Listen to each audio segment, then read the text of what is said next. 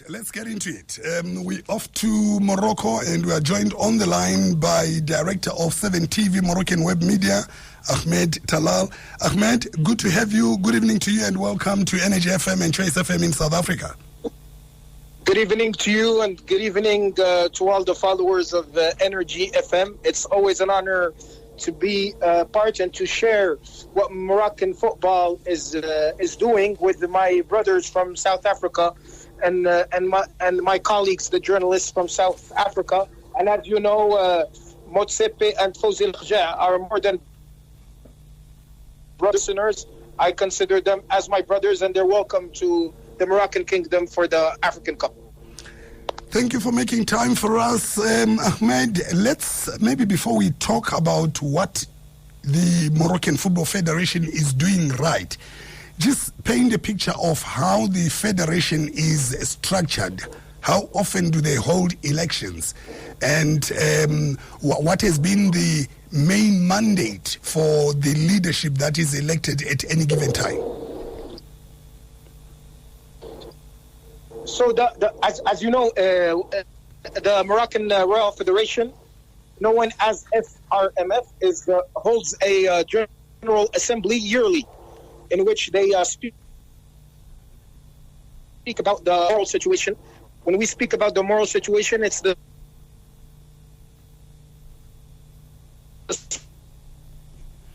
okay, Ahmed. Also in the sports. Ahmed, I'm going to ask my producer to try and call you on a different line. I'm struggling to get... Yeah, okay, all right. Let's do that. 13 minutes after 6. Whilst we're getting that, I can tell you right now, in the match between Nigeria and Benin, Nigeria have scored after... let me quickly double check here. They are in the lead. 3 minutes into the game, Victor Osimhen has scored the... a goal for Nigeria. They are leading 1-0. Let's look at what's happening at the Mbombela Stadium. Similarly, Bafana have taken a lead 1-0 against Rwanda. Let me quickly double check here who the scorer of that goal is. I'll be letting you in shortly, but safe to say it's 1-0 in favor of Bafana in the match at Mbombela Stadium. We'll give you the permutations, assuming the results and the way they are. We'll give you the permutations of who then goes to the World Cup next year. Nigeria leading 1-0 against Benin. Benin are the log leaders of Group C, and in second is South Africa. They are leading 1-0 against Rwanda. That match taking place at the Mbombela Stadium. 6:15 is the time, and Ahmed Talal is back with us, hoping the line is clearer. Ahmed, yes, you were still explaining how the Moroccan Royal Federation is structured. Yes, can you hear me now? Yes. Hello? Yes, yeah. Ahmed? Yeah, I can hear you. Please proceed. We're still talking about how the Moroccan Royal Federation is structured, how often they have elections, and the mandate that's given to the leadership that's elected at any Congress at any given time. Yeah. So as I said, the elections are being each 4 years. Like each 4 years, there is a re-election. And this is like the third mandate of Mr. Fawzi Al-Khja as head of the Federation of Football in the Moroccan Kingdom. But yearly, we organize a General Assembly in which the Moroccan Federation organize yearly, and which they discuss the moral situation and, of course, the financial yearly situation of the youth national teams and the feminine national team, and of course the inside soccer, in which we call football à 5 in French. They also discuss their financial situation and what they have been accomplishing as a sports results. Now, with that given, tell me the relationship between, and I'll tell you why I'm asking this question, the relationship between the Moroccan Royal Federation and the structure that controls or runs the professional league in the domestic professional league. Who runs the professional domestic league? Is it the Royal Federation or it is a separate entity? No, it's a separate entity. Who runs the Moroccan Professional League is Mr. Bilakshor, Abdeslam Bilakshor. It's a separate organization in which they run clubs of first division, Moroccan first division clubs, Moroccan second division clubs, and of course the amateurs, the third and fourth division, and also the women's league, in which we have now a strong women's league that we always play final games with your teams, Sundowns, and we always meet as ISPAR or as Sporting Casablanca. By the way, one of the teams called Sporting Casablanca has a South African coach, which is called Chibalala, I think, who coaches now the Sporting Casablanca feminine team. He had a great a great time with Sporting with Sundowns, in which I think he won the feminine Champions League. And this is the role. So each organization is controlled and it's managed alone. Mr. Fawzi Lakja runs the federation, and runs the football professional league, the club professional league. All right, Ahmed, I'm going to ask you to please stay with me. We need to take a break. We'll come back and continue with our chat. 6:02, still in conversation with our guest, director of 7 TV, Moroccan Web Media, Ahmed Talal. He's talking to us from Morocco as we reflect on the super progress that the Moroccan Royal Federation has done in turning the fortunes of football in that country. They are the number 1 ranked team in Africa, and they are 11th in the world. That says something about the work that's being done. Ahmed, yes. Welcome back. I'd asked you that question, the relationship of the Royal Federation and who the organizers of the domestic professional league is. Why? Because in most cases, when there are 2 separate entities, there's always power struggles. We've seen it across the African continent, where there is power struggle. Teams sometimes are reluctant to release their players for national team duty, which affects the performance of the national team when the coach wants all the players he would have identified to be available. But how does Morocco get it right in terms of the relationship between the Royal Federation as well as the entity that runs the professional wing of football in Morocco?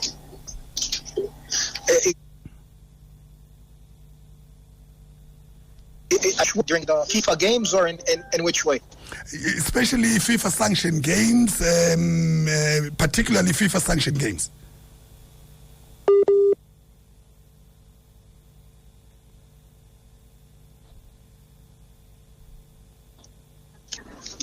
Ahmed?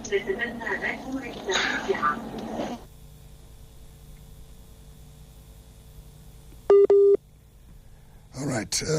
Clearly this line, for some odd reason, I don't know what could be the challenge, but we were good earlier on. I'm just not sure what is the issue at the moment. Let's see if we can give it another try. Ahmed?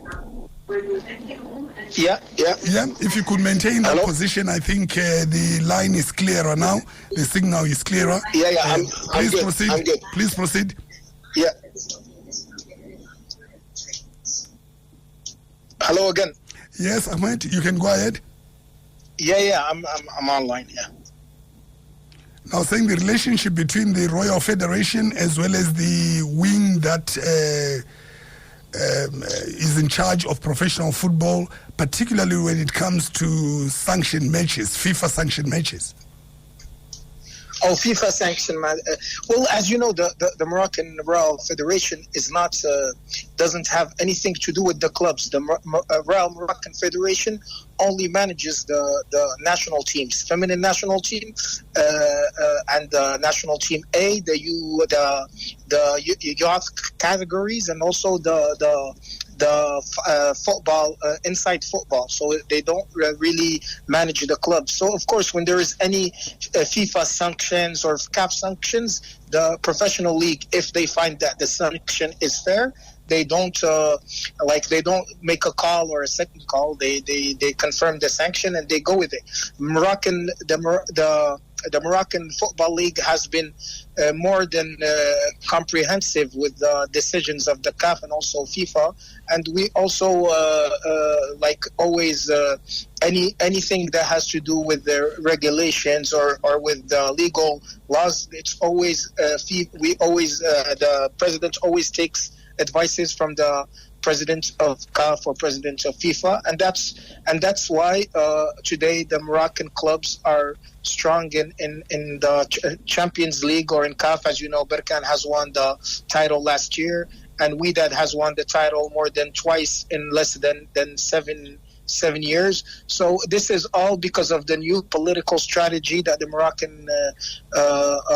Moroccan professional league has been managing throughout these past years. Let's talk about the investment in youth development. We know most of these stars, it all starts at a young age, and young age, I'm now talking schools football. How is that structure? The academy. Yes. How is schools football in Morocco?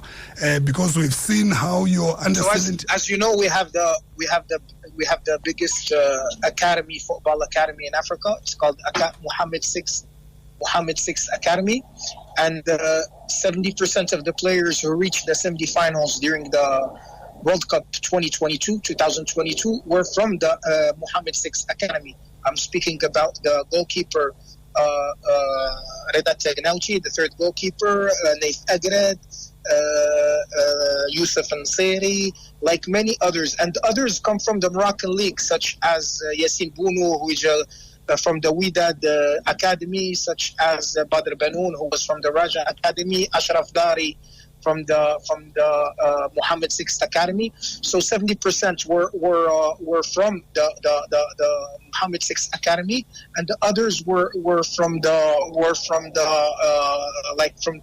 European academies, but Moroccan citizens. And also, as you know, Morocco national team U23 has been ranked third in the last Olympic Games, and this makes Morocco a great nation worldwide, and of course in the African nation. And the players who were ranked third in the Olympic Games are 100% from the academy.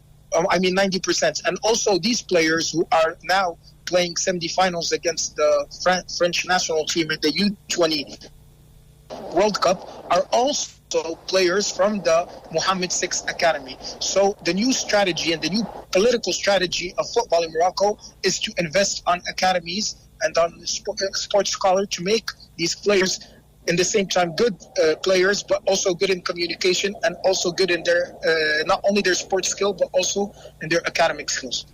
Ahmed, you talk about the Mohammed VI Academy. Does it cater for all?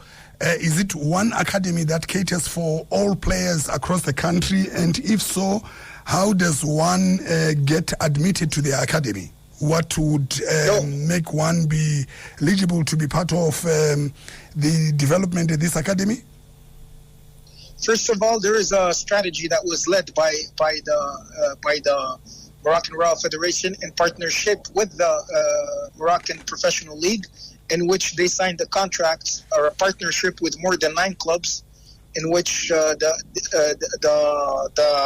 Professional Moroccan League will take care of 12 of the clubs' youth academy, like financially, to make these academies stronger. So there is not only the Mohammed VI Academy, there is Raja Academy, there is Wydad Academy, there is Isfar Academy in Rabat, there is Tuarga, which is one of the strongest academies. It's also located in Rabat.